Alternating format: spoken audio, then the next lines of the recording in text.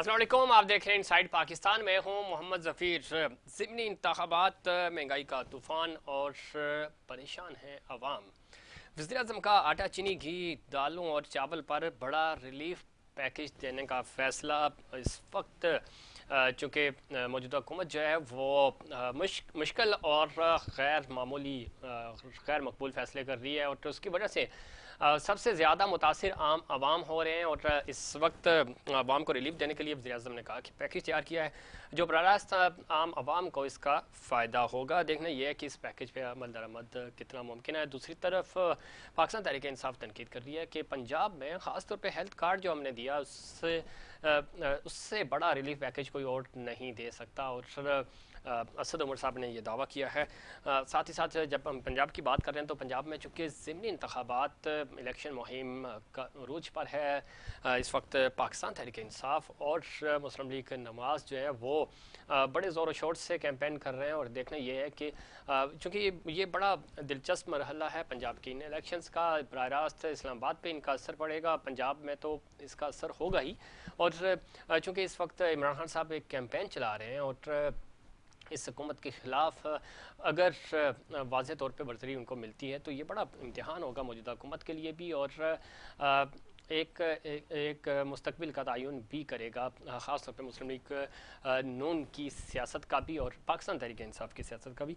महंगाई चूँकि है और ज़ाहिर है इस वक्त चूँकि मुल्क जो है वो माशी तौर पर पाकिस्तान चूँकि IMF के पास जा रहे हैं और जो फ़ैसले हैं वो गैर मकबूल और गैर मामूली फ़ैसले हैं। ज़ाहिर है इस वक्त मुल्क को ज़रूरत है इस तरह के फ़ैसलों की। और मिफ्ता इस्माइल साहब ज़ाहिर है उन पर तनकीद भी होती है, लेकिन ये सब कुछ वो पर्सनली अपने लिए तो नहीं कर रहे, वो इस पाकिस्तान को और पाकिस्तान की इकॉनमी को बचाने के लिए कर रहे हैं। दूसरी तरफ पाकिस्तान तहरीक इंसाफ इन फ़ैसलों पर तनकीद कर रही है, लेकिन कुछ भी हो ज़ाहिर है इस मुश्किल मरहले से निकलना बहुत ज़रूरी है।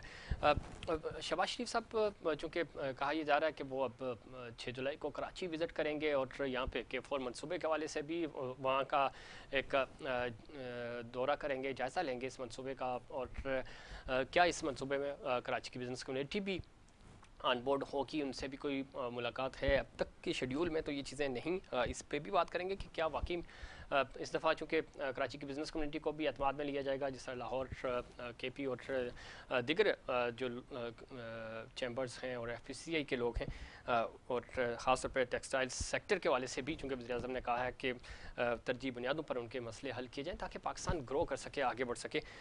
इन तमाम इशूज़ पे बात करेंगे। हमारे साथ मौजूद हैं जनाब मिर्ज़ा इश्तियाक बेग साहब, सीनियर रहनुमा हैं मुस्लिम लीग नून के और सफारतकार भी हैं और इकॉनमिस्ट भी हैं। बेग साहब खुश आमदीद कहते हैं आपको प्रोग्राम में। पाकिस्तान तहरीक इंसाफ से अकरम चीमा साहब मौजूद हैं हमारे साथ, MNA है। चीमा साहब आपको भी खुश आमदीद कहते हैं प्रोग्राम में।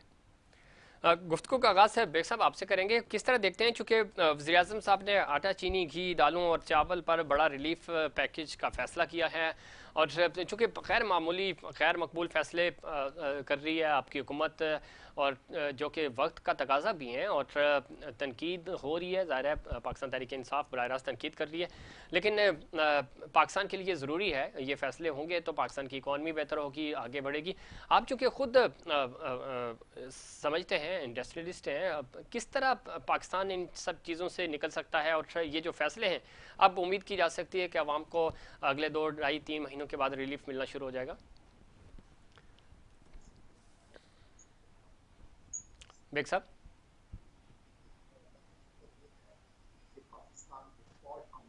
जी जी।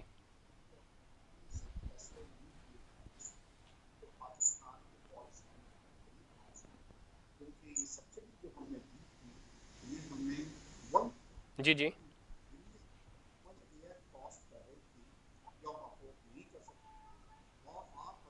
बेग साहब की ऑडियो हम तक सही तरह से पहुंच नहीं रही, कोशिश करेंगे कि बेग साहब से हमारा रब्ता दोबारा बहाल हो सके और फिर उनसे जानेंगे कि मुस्लिम लीग नून की और ख़ास तौर पे चूँकि IMF के साथ जो शराइत हैं वो क्या हुई हैं, किस तरह चीज़ें बेहतर होंगी और पाकिस्तान के अवाम को कोई रिलीफ मिलेगा या नहीं।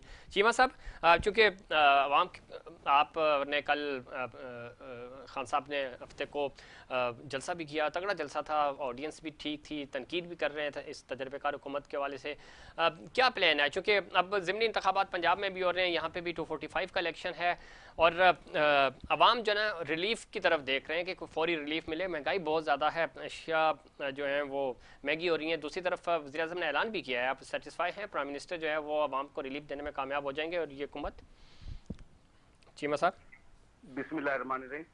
देखिए, मैं समझता हूँ कि ये जो हमारे मुल्क के साथ जो खिलवाड़ किया गया उसकी कतन कोई ज़रूरत नहीं थी। पाकिस्तान तहरीक इंसाफ की हुकूमत एक स्मूथ तरीके से हुकूमत चल रही थी और जिस वक्त हमारी हुकूमत ख़त्म की है उस वक्त तकरीबन 21 अरब डॉलर के रिजर्व हमारे अकाउंट में पड़े हुए थे। 6% की जीडीपी ग्रोथ थी। टैक्स कलेक्शन जो है हमारी अल्हम्दुलिल्लाह वो लाइफ टाइम हाई थी। तो मैं समझता हूं कि देखें कौन सा ऐसा वाकया हो गया इस मुल्क के अंदर कि ये 3 महीने के अंदर ये सब कुछ हो गया। पेट्रोल की प्राइसेस भी डबल कर दी गई, बिजली की प्राइसेस भी डबल कर दी गई, गैस की प्राइसेस भी डबल कर दी गई और उसके बाद अब जो है ना जाली तरीके से कभी 2000 रुपए का रिलीफ पैकेज और कभी जी आटा सस्ता मिलेगा यूटिलिटी स्टोर पे और कभी फलानी चीज सस्ती मिलेगी, फलानी चीज सस्ती मिलेगी। मैं समझता हूँ कि ये हमारे मुल्क के साथ एक बहुत बड़ा खिलवाड़ हुआ है जिसको पाकिस्तानी अवाम अब समझ चुकी है और मैं समझता हूँ कि जो हुकूमत इस वक्त मुल्क के ऊपर मुसल्लत है इन्होंने कौन सा ऐसा अवामी कारनामा अंजाम दिया है अभी तक, सिवाय अपने केसेस खत्म करने के, सिवाय नैब के हाथ बांधने के, सिवाय एफआईए के हाथ बांधने के अलावा और कौन सा इन्होंने काम किया। तो देखें, इस तरह मुल्क नहीं चला करते।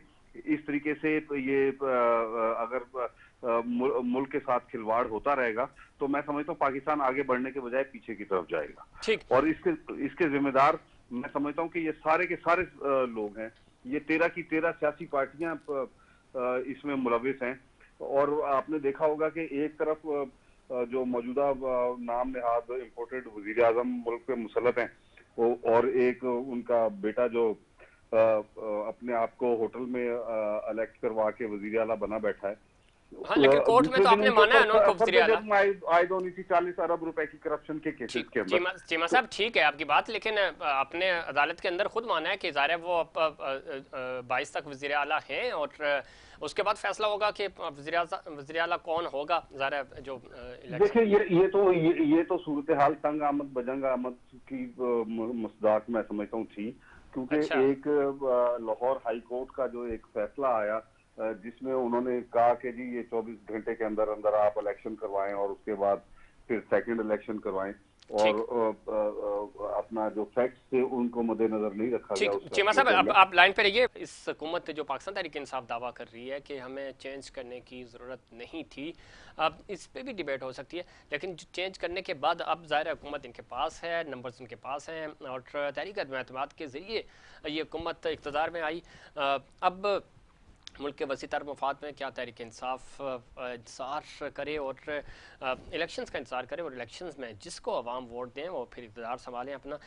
इस चीज़ पे क्यों नहीं हम जा रहे हैं, क्योंकि पाकिस्तान को इस वक्त सबसे ज़्यादा सियासी इस्तेहकाम की ज़रूरत है, माशी इस्तेहकाम की ज़रूरत है और उसके लिए ज़रूरी है कि तमाम पोलिटिकल होल्डर और तमाम स्टेक होल्डर्स, चूँकि रियासत पाकिस्तान को इस वक्त पाकिस्तान की सियासी इस्तेहकाम और माशी इस्तेहकाम की ज़रूरत है। इस पर क्यों पाकिस्तान तहरीक इंसाफ ऑन बोर्ड नहीं हो रही और वो मज़ीद हैं कि वक्त से पहले इलेक्शंस हों ताकि जो उनसे इक़्तिदार छीना गया जो कि वो दावा कर रहे हैं तो वो अपनी बरदरी साबित कर सकें। इस पर बात करेंगे, लेकिन इस वक्त प्रोग्राम में वक्त हुआ है कमर्शियल ब्रेक का। ब्रेक के बाद दोबारा हाजिर होंगे।